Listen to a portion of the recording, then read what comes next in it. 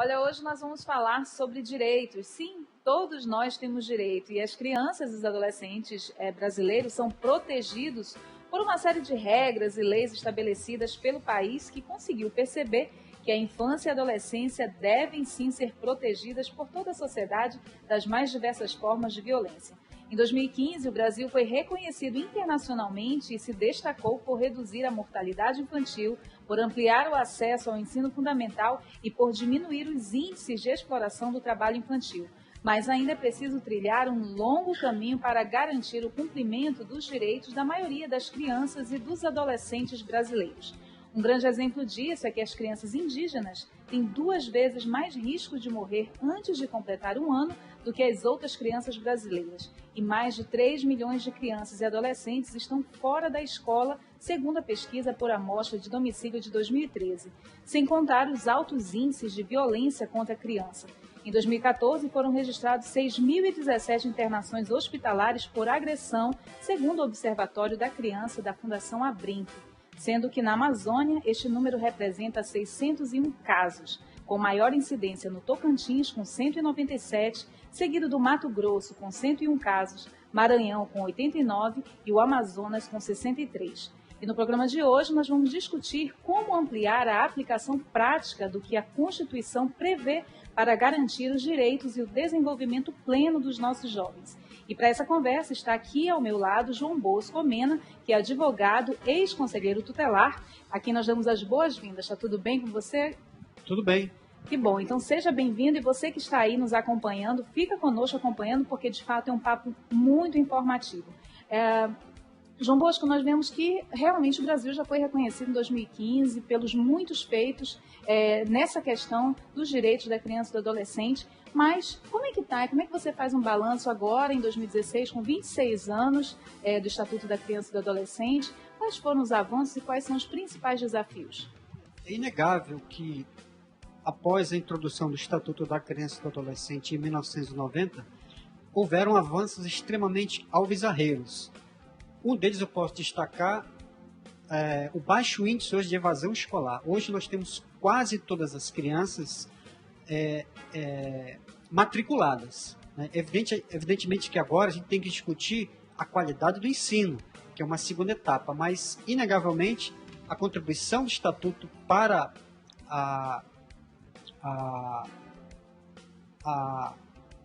a presença da criança e do adolescente na escola é um dos avanços mais importantes. E também a redução do trabalho infantil é outra conquista do Estatuto da Criança e do Adolescente. E também a popularização, vamos dizer assim, do Disque 100, que é outra ferramenta importantíssima para se erradicar e para se tentar combater a exploração e o abuso sexual de crianças e adolescentes. É inegável o avanço que trouxe o Estatuto da Criança e do Adolescente em relação à preservação dos direitos de crianças e adolescentes. É interessante também a gente observar que são 26 anos e a gente sabe, como você falou, que realmente houveram muitos avanços, mas existe um dado bem interessante que somente no Amazonas, esse dado foi colhido no Observatório da Criança do Instituto Abrinq, fala que 82.572 crianças só no Amazonas ainda são exploradas pelo trabalho infantil.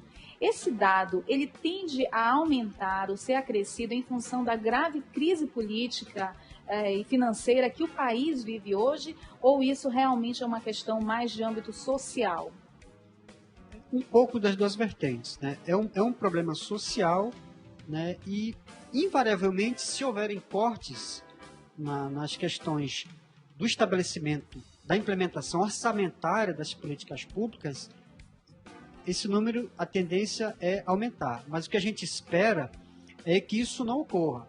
A gente vê, por exemplo, um dos principais problemas, né, de violação de direitos das crianças é que fica um pouco oculto, é a questão da inserção de construção de creches no país todo.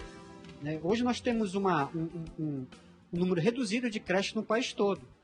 Então, a partir do momento que a gente estabelece como política, como prioridade, a construção de creches, inegavelmente essa redução de violação de direito de criança e adolescente tende a diminuir. Por que eu digo isso? Porque, normalmente, uma criança, ela, em estado de vulnerabilidade, a mãe, normalmente, ela é mãe solteira.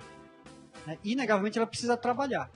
E se ela tiver um local para colocar criança, né, no caso, próximo da sua casa, ela pode sair com tranquilidade para trabalhar. Não tendo isso, às vezes ela é obrigada até a deixar a criança sozinha em casa, trancada, e buscar recursos, né, fora. Então, essa criança que fica em casa, ela fica em estado de vulnerabilidade. Né? Inclusive, é um problema que afeta diretamente também os direitos da mulher também. Uma coisa está intimamente ligada à outra. Né? Então, se houver corte, se houver redução dessas políticas públicas, a tendência é que o quadro, ou no mínimo, permaneça ou se agrave. Mas a gente torce e espera que isso não venha a acontecer. De fato, a gente precisa estar muito ligado a essas questões, até porque existe, além dessa questão de o próprio pai, a própria mãe precisar correr atrás do sustento dos filhos, mas muitas vezes eles têm usado as crianças também, como se vê nos grandes centros, crianças que ficam nos faróis, fazendo pedidos, usando malabarismos para tentar chamar a atenção. Essas crianças estão também em situação de vulnerabilidade, uma vez que estão sendo expostas ao trabalho e à exploração, e muitas vezes os pais até estão em casa ou de alguma outra forma usando, fazendo outras coisas. Nesse aspecto também o risco é muito grande, certo? Sim, muitos pais utilizam a criança, às vezes carregam no colo a crianças e pedem dinheiro, às vezes vendendo balas, como se isso fosse resolver o problema da criança. Na verdade, essa mãe, esse responsável, está expondo a criança a uma situação de mendicância. Né? E isso é contra o que prega o Estatuto da Criança e do Adolescente, que essa criança ela tem que estar em casa, sendo cuidada, sendo zelada, e não na rua, né, com o pai que utiliza, né, tentando associar isso um sentimento de fragilidade, estimular a pessoa que contribui. Até a gente dá até uma dica para a população, que ao ver uma mãe, um pai com criança, no sinal, na frente de um supermercado, não dê dinheiro. Você não está ajudando, você está contribuindo para que essa mãe continue a violar os direitos da criança e expor a situação de mendicância, uma situação até humanitária, de expor a criança a uma situação de risco. Isso não vai resolver o problema. Aquela importância que você dá para aquela mãe, você não está ajudando. Ao contrário, você está estimulando que aquela mãe não trabalhe e permaneça explorando o filho de forma inadequada, em situação de risco e vulnerabilidade, uma situação reprovável e condenada por todo o sistema normativo brasileiro. Com relação à exploração sexual, que também é um direito da criança ser resguardada de situações de exploração sexual e abuso sexual também. Nós percebemos que hoje está muito fácil chegar a uma criança, principalmente após o advento das redes sociais. Né? Então, hoje os casos de pedofilia cresceram muito, estão exacerbados, mas existem algumas ferramentas ou existem alguns meios que a gente possa fazer para tentar também diminuir esses índices e não permitir que essa ascensão da rede social possa ser também um forte algoz nessa situação de das vítimas, que no caso são as crianças e os adolescentes? Exato. O primeiro ponto que a gente tem que destacar nessa situação da exploração sexual e do abuso sexual é que o trabalho infantil, nesse aspecto, ele tem uma relação diretamente ligada a isso. O trabalho infantil é a porta de entrada para toda forma de violação dos direitos de crianças e adolescentes. A partir do momento que a criança deixa o ambiente familiar numa situação em que ela não tem preparo psicológico para uma atuação, vamos dizer assim, de trabalho, de convívio com adultos, na rua, seja onde for, então esse adolescente ele fica em situação de vulnerabilidade. A partir desse momento que ele tem essa situação de vulnerabilidade, ele não tem um preparo psicológico para isso, começa a ter contato com todo tipo de pessoa. Então, essa situação de vulnerabilidade deixa ele propenso a toda forma de violação, seja no âmbito sexual, seja no âmbito do uso de drogas, seja no uso de prática de crimes. Então, ele fica num ambiente propício para esse tipo de, vamos dizer assim, de delinquência juvenil. Então, esse é o primeiro ponto que a gente tem que destacar. A outra ordem de questão é que a violação desses direitos precisa, acima de tudo, ser olhada e cuidada pelos organismos de proteção da criança e do adolescente. Em relação às questões das redes sociais, o ideal é que o pai acompanhe o desenvolvimento do seu filho. Não tem outra saída. É o acompanhamento do adolescente, do seu filho, dentro de casa ou fora dele. E como é que ele pode fazer isso? Estabelecendo um contato, uma consciência crítica em relação ao uso das redes sociais, em relação ao uso, ao uso da programação da televisão. No meu tempo, o violador, né, o abusador, ele entrava pela porta da frente. Hoje ele não entra mais pela porta da frente. A entrada dele é virtual. Até um tempo atrás, ele também entrava pelo computador. Hoje ele deixou de entrar, ele entra também pelo computador. Mas ele está entrando também pelo aparelho celular. Então, se a família, se os pais não estabelecerem uma consciência crítica junto ao uso dessas redes sociais, né, informando, passando orientação, não dizendo que ele não pode usar a rede social, que não existe. O aparato tecnológico, a tendência é ele ser... ele faz parte hoje do dia a dia. Não tem como se desvencilhar das redes sociais, das tecnologias. Só há uma forma, é conscientizar, acompanhar e estabelecer uma consciência crítica em relação ao seu filho dentro de casa. Não é a escola que vai fazer isso, não é o governo que vai fazer isso, quem faz isso é a família. Que a primeira ordem de proteção está no ambiente familiar. O primeiro responsável é a família. Certo.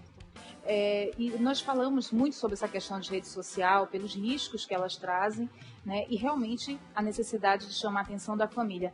Mas em casos em que, de fato, a criança já foi abusada, já foi explorada, e ela decide fazer uma denúncia, existem locais apropriados para receber essa criança? E como é que é essa abordagem? Ou seja, dentro de uma delegacia, como é que funciona isso, né? A criança é resguardada dos seus direitos até mesmo no momento de fazer a denúncia? O Estatuto da Criança e do Adolescente ele preconiza que as instituições devem atuar de forma integrada, né, com o intuito de assegurar aquilo que preconiza a doutrina da proteção integral, que é um dos pressupostos basilares do Estatuto da Criança e do Adolescente. Então, a partir do momento que uma criança entra na rede de proteção, né, e se tem essa informação, entrou na rede uma criança que foi sexualmente abusada, essa rede de proteção tem que atuar integralizada, né? Todos os organismos, tanto a polícia, as casas sociais, os CRAs, né? os organismos de proteção. E, nesse aspecto, o Amazonas tem uma das casas especializadas em acompanhamento de crianças que são sexualmente violentadas, que é o Centro de Referência Cíntia Magalhães. Então, esse centro foi criado exatamente para atender um requisito determinado pelo Estatuto da Criança e do Adolescente, que é exatamente não transformar a vítima em uma nova vítima do próprio Estado na análise da violação, que deve ser diferenciada do adulto. Porque a criança, quando ela vai para o ambiente de uma delegacia, ela vai extremamente fragilizada. E se ela for ser submetida aos mesmos exames, vamos pensar assim, ginecológicos, da mesma forma que ela foi abusada, o Estado vai estar proporcionando uma segunda violação. Seria a violação da violação. Entretanto, eu tenho uma notícia boa. O Amazonas tem um centro de referência especializado para analisar e para investigar essas situações com pessoal especializado. São psicólogos especialistas em violência sexual estão preparados para atender esse tipo de criança sem precisar do controle convencional que existia anteriormente, né, que inclusive é proibido por lei. O Estatuto não autoriza esse tipo de procedimento. Seria a violação do direito da criança, o que seria pior, proporcionado pelo Estado. Mas aqui, graças a Deus, pelo que eu conheço, isso não vem ocorrendo. Isso é muito bom, e a gente percebe que quando envolve, qualquer situação que envolve a criança ou o adolescente, gera muita polêmica, né, sobre o culpado, a vítima, enfim. Mas a gente percebe que existe uma forte tendência a movimentos sociais iniciarem, como é o caso dos movimentos em prol das mulheres, e talvez esses movimentos também possam ajudar a reduzir esse número. Você acredita que isso também é possível através desses movimentos? Sim, sem dúvida nenhuma. Tem um brocardo popular que diz que mãe todo mundo tem, agora pai é um pouco difícil, né? Mas mãe todo mundo tem. Então, é inegável que a contribuição da Lei Maria da Penha, a partir do momento que protege a mulher, ela está protegendo não só a mulher, na verdade ela está protegendo o ambiente familiar, né? E a partir do momento que você protege a mãe, a mulher, você vai estar dando proteção não só à criança, você vai estar dando proteção à família como um todo. E uma coisa que é interessante é afiançar em relação à Lei Maria da Penha, que não é só uma lei punitiva, de botar o agressor na cadeia. A Lei Maria da Penha não visa só isso. Ela tem também um aspecto educador, né, de pegar o agressor e educá-lo, transformá-lo, propiciar, dar condições psicológicas, sociais, dar oportunidade para que ele se cure, né, desse problema agressivo que muitas vezes é associado ao uso do álcool. Normalmente ao uso do álcool, ou às vezes até de um ciúme exacerbado, descontrolado. Então, a Lei Maria da Penha é, sim, um aliado importantíssimo na proteção dos direitos da criança e do adolescente. Tá certo. João Bosco, muito bom falar com você, poder esclarecer sobre esse ponto de vista, e eu quero agradecer a sua participação. A gente vai disponibilizar também alguns links para que os nossos espectadores possam acompanhar um pouco mais de perto todos esses movimentos em prol da criança e do adolescente, mas eu quero agradecer a sua participação e incentivá-la a continuar lutando por esses direitos. Eu que agradeço a Amazonsat, e para mim é uma satisfação muito grande poder estar falando do Estatuto da Criança e do Adolescente, que é uma das leis mais reconhecidas no Brasil, é uma das leis mais elogiadas no mundo todo. É uma lei extremamente importante e que a sociedade precisa conhecer melhor o Estatuto da Criança e do Adolescente. É uma lei que veio em benefício da sociedade, porque a partir do momento que se protege criança e adolescente, vamos estar protegendo o homem do amanhã. E proteger o homem do amanhã significa que nós vamos ter uma sociedade bem melhor do que temos hoje. Com certeza, com certeza. E olha, você aí que trabalha com escola, você ouviu o que o nosso convidado falou a respeito da importância de todo mundo conhecer. Então, você que trabalha na escola, procure saber, coloque isso na rotina escolar, para que o seu aluno também conheça um pouco sobre os seus direitos, mas principalmente para que a gente possa caminhar em harmonia e pela sociedade.